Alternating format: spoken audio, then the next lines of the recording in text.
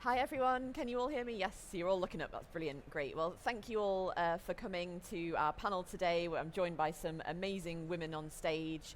And I guess one of the questions that I was asked when I was putting this together was, why do we still need a panel on about women in learning? And I think it's still, there's still so many issues surrounding gender diversity and equality within our industry that need addressing, particularly when we think about that kind of glass ceiling in organizations where there are many women in L&D. I mean, I don't know the stat off the top of my head, but let's say it's 80-20 female to male in most positions, and yet we still aren't seeing that representation in leadership within a vast variety of organizations. So it still needs to be a topic of conversation. We still need to put the spotlight on it, and we still need to keep the ball rolling in highlighting these issues. And we brought this panel together today to talk about a lot of those things, to share some stories, and hopefully give us some hope for the future as well about what that looks like and where we'll be headed as well. Now, it's not all doom and gloom. Obviously, there has been progress over the past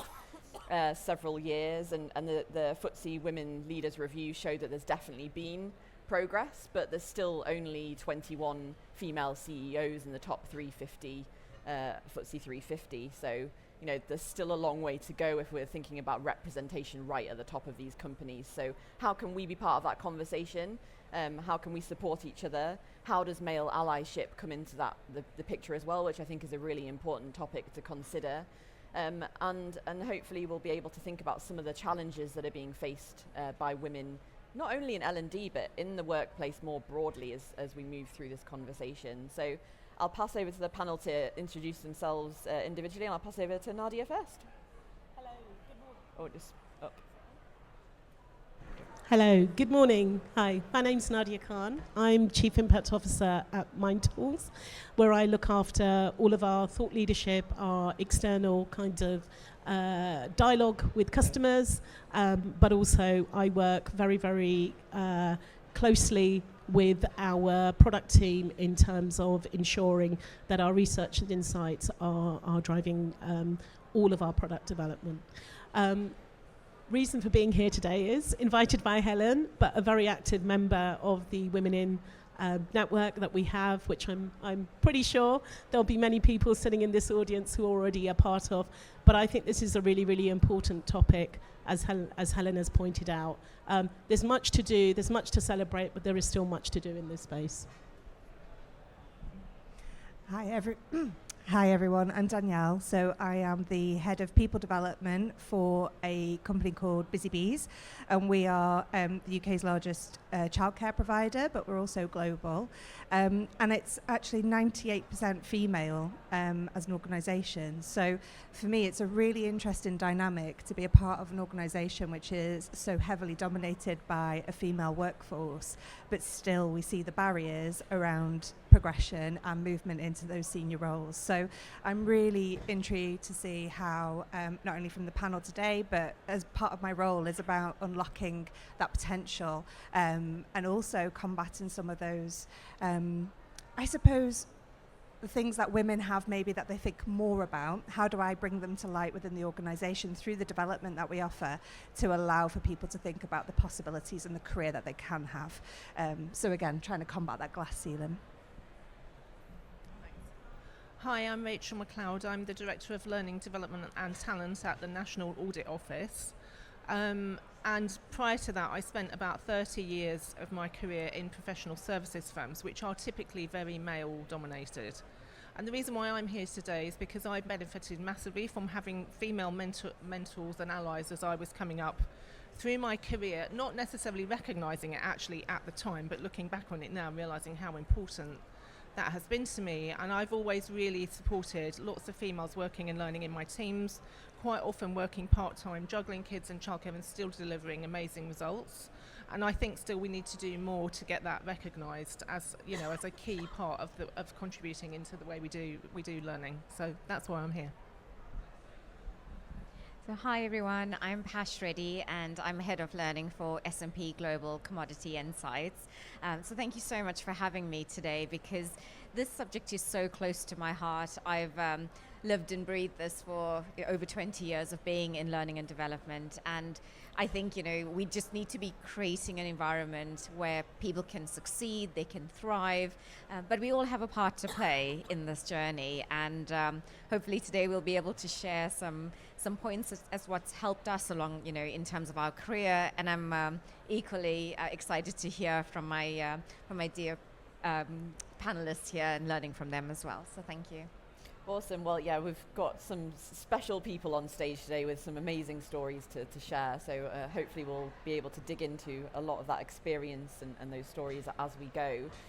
Pash, I suppose, based on what we've just said about potentially that glass ceiling or the issue that women face in terms of progressing into those senior leadership positions, how important do we think male allyship is as part of that conversation? Yeah, and I think that's a really good question there, Helen. So I would extend it beyond male. So I think it's a combination of both male and women that, men and women that do need to create the support and advocacy. So, making sure that people's voices and women's voices are heard as well. So key ways that you could do that is through mentorship and sponsorship as well. So at any point in my career, I've had a number of mentors and allies that were helping me, and some of them, didn't realize that they had an official title, which was ally or mentor.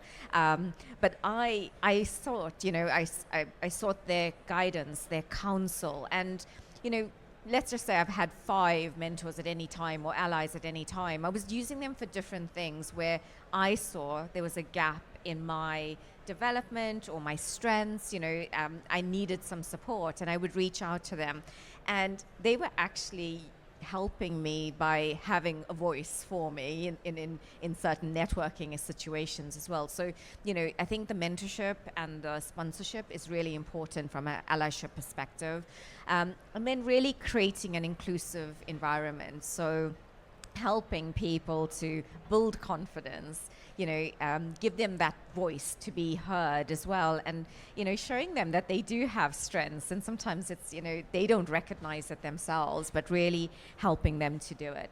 And then a key part around allyship, and men can play, and it's such an important role in terms of this, but it's like calling out stereotypes. So if something's been said, be aware of it and call it out. Don't be afraid. So be bold to call it out and make sure that language is not being used in the workplace as well. And then I guess the last part is, I touched on it a little bit, is about helping women build their confidence, is really, taking the time to recognize, give feedback, tell them that they're doing a fantastic job, and then, offer support, offer help as well. So I think from a men perspective, there's all of those things. They can play a big part in doing mentorship, sponsorship, building confidence, and then, breaking down that stereotypes and bias as well. Yeah, I think it's really interesting that differentiation you made between someone being an ally without necessarily realizing that they are an ally, but also then being an active ally, and how they then take on the role of calling out stereotypes or having your back or giving you feedback, and that's a really interesting thing to think about. But also not only the fact that it can be men that support women in the workplace, but women supporting other women as well, because that's obviously sometimes a tension point for people too. So yeah, thank you for calling that out, Pash. I think something else that's really interesting is that, to quote a stat from the report I mentioned right at the beginning, 56% of women feel like they need to perform well or overachieve for at least a year before they think they're going to be considered for a raise or a new role. That's a very high statistic, and I can see some nods of the heads. I'm thinking, yeah, maybe that's how I feel, or maybe I've done that as well, which is I suppose quite concerning as well. And Rachel, when we were preparing for this session, we were thinking about your experiences and whether there were any expectations that you've had in your role, and how that's kind of come out and come to light in what you've done previously. Yeah, so my experience was when I was actually mine was just post a promotion, but I think it pulls out the same point. So I was in a sort of performance group of 6 directors, all the other 5 were all male, all working full time, and I was working part time. And we came up to interim appraisal time. I had my discussion. It was all good. I'd had a really good, strong 6 months. And then the organisation that I was working for changed their interim appraisal system and started to bring in an enforced distribution curve. So then I got sort of taken aside and was told that I was in the bottom of all of the directors. And I was like, well, I can't believe that. How can you do that? I knew one of the directors was actually out on a secondment at a client, so had not been really delivering anything measurable into the organisation. So obviously I was very unhappy about this. I'd recently had a change from having a female boss to a male boss, and I felt really, really disenfranchised by the whole experience. My then husband actually said to me, look, you can't let them treat you like this. You have to push it. You have to go to HR. That was really, really uncomfortable. We had a new senior partner coming in to run that bit of the business, and my first meeting with him was, well, look, this has happened to me and I'm not happy. It was a truly uncomfortable moment to actually push it, but HR did look at it and came back and said, look, they had no evidence for doing that. So actually they just they had literally put me at the bottom of the pile because there was a female part-time worker, and it was appalling. And I think not long after that I was in a meeting where we were talking about performance and part-time working colleagues who, to be frank, are typically females who've got children and they're juggling. My experience of them is that they're more dedicated in many regards than other people. They work much harder to try and get everything done, and lots of again, I would say, sorry to the males in the audience, but they were male colleagues were sort of really struggling with how to performance rate them, because they were so focused on, we don't know how to do it because we're looking, they were looking at input measures and not looking at the output and valuing the output that those individuals had brought to the table. And I think still, I asked my team, who are mainly females, thoughts around their challenges of today, and they still came up with this same point, that we feel like we're juggling all these things. We're not able to work part-time because our contribution won't be recognised as much as other people who are working full-time. And I think that's really sad in this environment, that people still, no matter what you try and do as an individual leader, what happens in the broader organisation always takes precedent for them in terms of then how they see their future and their future progression. And so not only is there an issue around how people perceive themselves in terms of progressing within a business and having to potentially work harder, even though that shouldn't be the case, but add on to that the fact that if you're in a part-time position or want to work more flexibly, there are issues surrounding that on top of that as well, which can be really difficult to face. Yeah, absolutely. Yeah, totally. So Danielle, when we were preparing for this session, you quote, I've written a quote down that you said. Oh, crikey. You said, show a clear progression pathway and drastically enhance female retention and engagement, which I think is true, but also, again, in the report, 27% of women stated that growth potential was a key driver for staying with a business, which is great. But then below that, there's compensation, benefits, and company values. So it just shows how important it is to have that kind of focus on growth. And I know you've got a really interesting story to tell, but you touched on it at the beginning about moving to a very female-focused organisation, but about how your own career journey has been impacted by that growth potential or opportunities for personal development. So do you want to share a bit about that? Absolutely. I think there was a time where, so I love learning and development. It is, I think if you cut me in half, I will bleed learning and development, blood everywhere. I am through and through absolutely in love with my profession. But I ended up in a situation where I was really starting to disconnect with that love and that passion, and it was really hard to kind of place a finger on what it was at the time, but kind of similar to the sort of situation, I was working exceptionally hard. I was taking on this broader remit.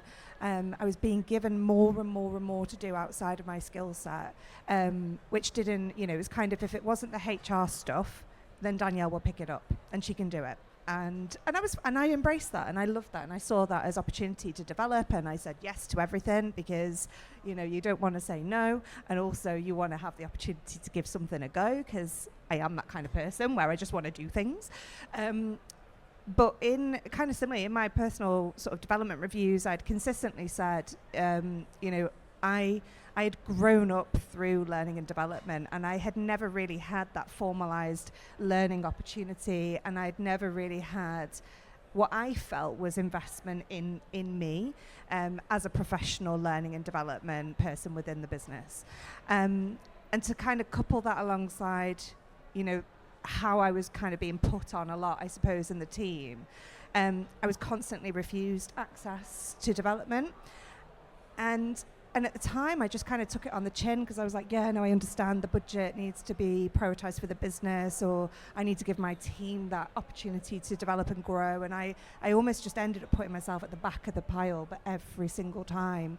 And it wasn't until probably, like a lot of people, you go through COVID and you change your dynamic of working and you really start to reflect, that I thought, actually, do you know what? This isn't working for me. I love this job. I love my team. I love the environment that I'm working in, but there's something stopping me from moving forward. And that sense of value that I had by being told, you don't need it. You don't need that development. You're doing fine. What do you need development for? And I thought, well, because if I'm sitting here as the head of learning and development being told I don't need development because I'm fine, then how can I really advocate for this within my business? So it was a really tough decision and a very emotional decision to leave a job that I loved. I'd been doing it for years, had built up from scratch on so many things and implemented great stuff. And it was a scary leap to kind of say, I'm going to jump into a sector I've never been in before, take on a completely sort of different remit. It was just me as well, so I was very used to having a team and having a really defined remit, and it was basically a blank sheet of paper. And courageously, something exciting's going on over there. Look, I mean, they know how amazing this story is, right? Was that after about 6 months of being in the role, I spoke to my director and was just like, look, there's this opportunity that's come up. It's the CLO 100 program. It's brand new, but I feel like it's the right thing for me. I'd never wanted to go down other more formalized HR professional development routes. It just wasn't appealing to me, but this one felt like the right thing. And I had only been in that business for like 6 months. And she was like, oh my gosh, absolutely. Yes, let's work for it. And I think it's that sense of allyship, having somebody who kind of gets what you need to feel satisfied and fulfilled. She also recognized how much of a tough gig I had, it being the only person in, well, not just in the UK, but across the whole the global remit. And it was that sense of all eyes on me. And it was just that feeling of having somebody who said yes, and in a weird way saying that I was worth that development as well, to say that I was worthy of being developed and being supported.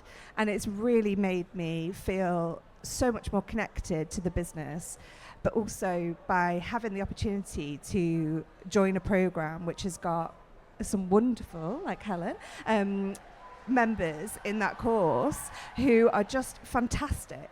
And it's really isolating being in learning and development. I don't know if anybody else feels that, but it can sometimes feel so lonely.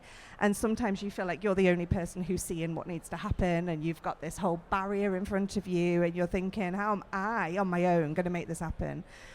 But being part of a program, having a great coach, having great mentors, having great facilitators, having a peer network has just eased that feeling of loneliness, but also allowed me to bring so much best practice back into the business, and has really helped me accelerate some ideas where, to be honest, I probably would have sat on them for a while and just procrastinated, thinking, oh my God, how on earth do I do this by myself, and how do I move this forward? So I think it's really renewed my sense of passion for learning and development again. It's made me feel more connected to my business. I've got a great relationship with my director, who is hugely interested in what happens in the program, and I think somewhat jealous that she's not involved a lot of the time.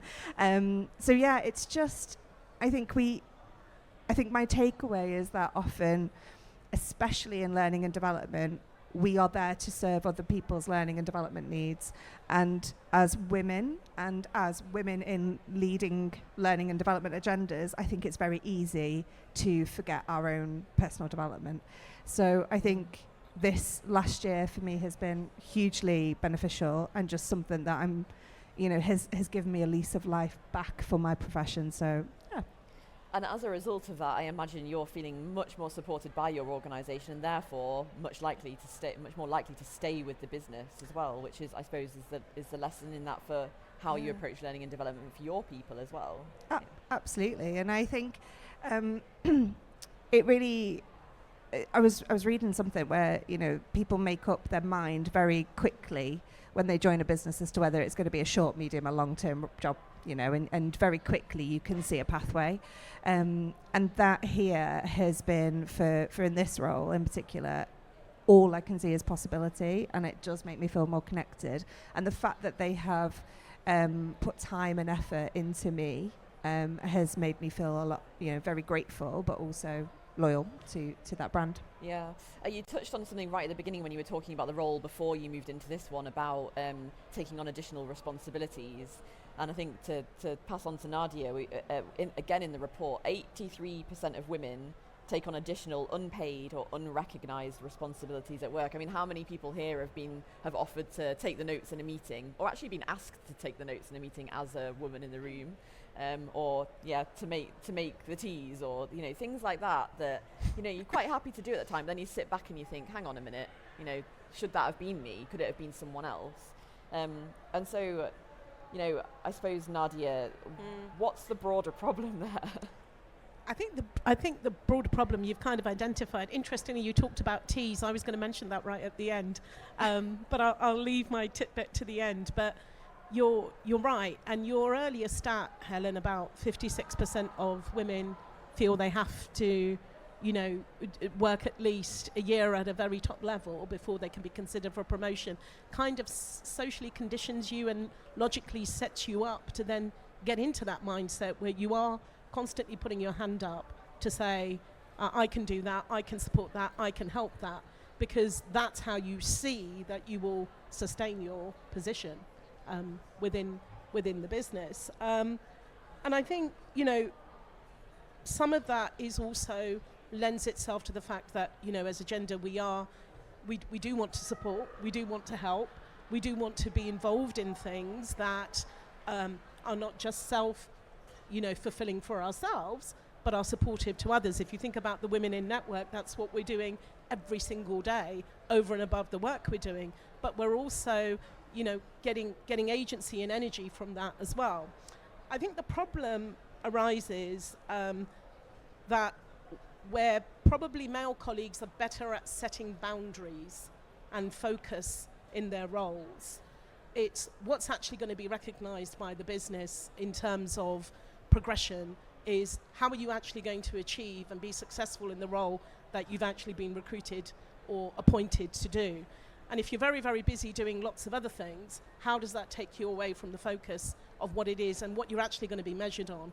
So that's the problem, I think. The problem isn't necessarily that you're getting involved in things which are very important, employee resource groups, and I've fallen foul of this myself. I was Mindtools' first female person of colour board member. Work out who was leading on all the diversity initiatives, work out who was doing all of that. But I realised quite quickly that it wasn't necessarily what I was going to be recognised for in terms of my performance. So I think that's where some of the problem arises. So we do need to think about that, I think. What do you think we can do to help that situation? I'm putting you on the spot there.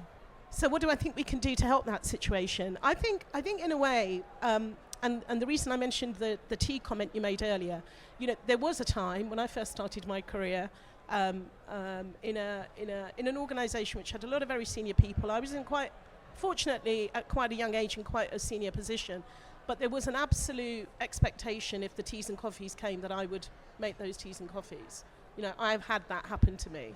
I've had that welcoming somebody in the reception and them thinking that I'm the junior in the team, and then them realising I'm the person who's going to interview them. So been there, done that, and I'm sure we've all got experiences that are similar to that. I think we've almost got to sit back and perhaps not put our hands up always. and ask, what is the value of me being involved in this for myself, but also ask the business, what is it about what I can offer this particular role that you're interested in my skills and background? Because it shouldn't just be because we're women and this is an initiative around diversity, or it's an employee resource group and it's about listening to employees, you know, and those naturally lend themselves to those types of skills. It's challenging the business a bit, I think, to say, okay, if people aren't putting their hands up, why are they not putting their hands up? And then why is this kind of, and also to sit in that uncomfortable silence, because I've been there sometimes, no one's putting their hand up around the table. So I'll just say yes, because I feel I should. You know, I'm a senior leader, it's a part of my accountability and responsibility. But I think it's time for us to kind of, you know, in a very supportive but challenging way, push back that responsibility to some of our peers and our colleagues, some of those allies that we were talking about who want to support us. Here's how you support us. Yeah, you know, shoulder some of that burden as well.